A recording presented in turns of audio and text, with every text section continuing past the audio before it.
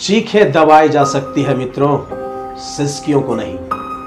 यह सत्य है कि चित्कारें दब जाती है, परंतु एक भयावह और विभत्स दृश्य जिसे इन आंखों ने देख चुका है अनवरत मानस पटल पर बिलखता रहता है, तड़पता रहता है, जो कभी कभी उस सन्नाटे के भीतर से एक इंसानी सिसकियां बनकर उभरती रहती है और इंसानों को सदा रुलाती रहती है। ठीक उसी प्रकार से दहकती हुई आग की ज्वाला को बुझाई जा सकती है, परंतु चिंगारियों को नहीं।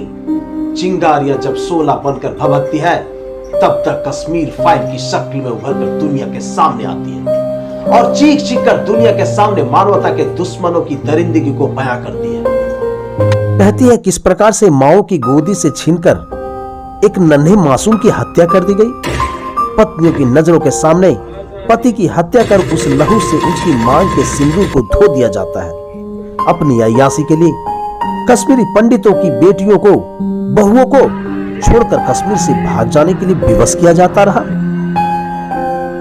उन नरभक्षियों ने एक नारा दिया, धर्म बदलो, भाग जाओ वरना मारे जाओगे।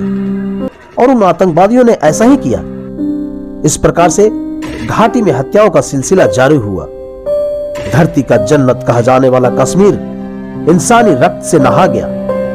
कश्मीर की उन महकती फिजाओं में इंसानी लाशों की सड़ती हुई दुर्गंध फैल गई।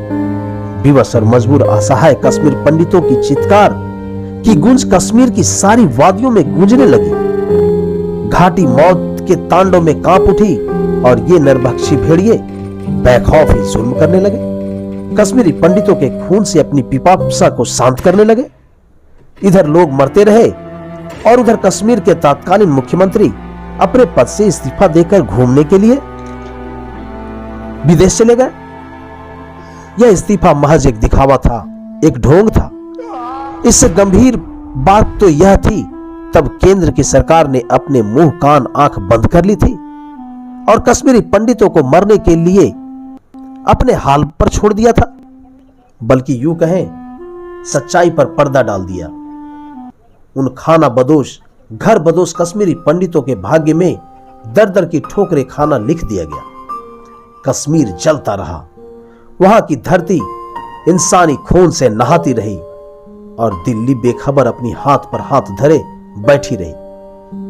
कहते हैं ना, रोम जल रहा था तो नीरो बांसुरी बजा रहा था। यही हाल था दिल्ली में बैठी केंद्र सरकार की। यह बातें दिल्ली के लिए चरितार्थ हो रही थी। तो बंधुओं, घटना इतनी भयावह और विभत्स थी कि कहते हुए जुबान कांप जाती है, आवाजें लड़खड़ा जाती है और गला रूंध आती है। अब मैं आप सबको उन सच्ची और दुर्दांत घटनाओं की ओर ले चलता हूं जिसे तत्कालीन सरकार ने दुनिया के सामने आने ही नहीं दिया। सारी सुविधाएं ठप कर दी गई। संचार तंत्र को काटकर कश्मीर को भारत से अलग कर दिया गया। इतना ही नहीं हुआ, बल्कि अलगाव विचारधाराओं को स्वतंत्र छोड़ दिया गया तथा उन अलगाव विचारधारा के पोषक कश्मीरी नेताओं को कश्मीरी पंडितों के पलायन की साजिश रचने के लिए आजाद कर दिया गया। दोस्तों, मुझे याद है बचपन का वह दिन जब हमारे यहाँ माटीगढ़ में आह्वान नामक एक ड्रामे का सफल मंचन किया गया था, जिसके लेखक निर्देशक मेरे पिता श्री सीताराम पांडे थे। मैंने भी उस ड्रामे में एक सिख बालक की भूमिका निभाई थी। ड्रामे के सीन में अपने पिता और भाई के साथ बैठा था कि अचानक बाहर से दरवाजा खटखटाने की आवाज आई। पिताजी ने दरवाजा खोला ही था कि बाहर से तड़तड़ा कर गोलियां चलने लगी। सारी गोलियां पिताजी के शरीर पर लगी और वो वहीं ढेर हो गए। हाथों में AK-47 लिए 2 खूंखार आतंकवादी कमरे के भीतर दाखिल हो गए।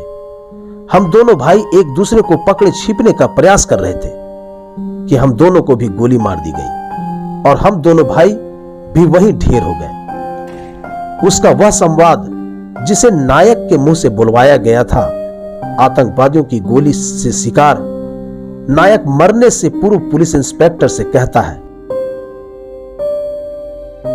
सुनो इंस्पेक्टर, हो सके तो अपनी सरकार से कह देना, देश के बड़े बड़े राजनेताओं से कह देना, मत देखो गद्दी का सपना, मत लड़ो आपस में कुर्सी के लिए, आंखें खोलो और कश्मीर की उन वादियों को देखो जहां की हरियाली ने दम तोड़ दिया है।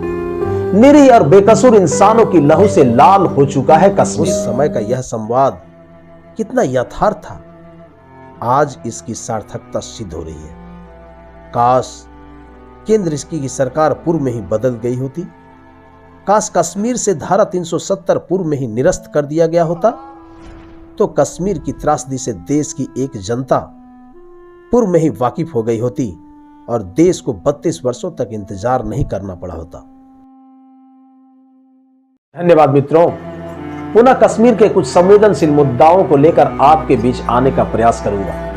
तब तक के लिए वंदे मातरम, जय हिंद।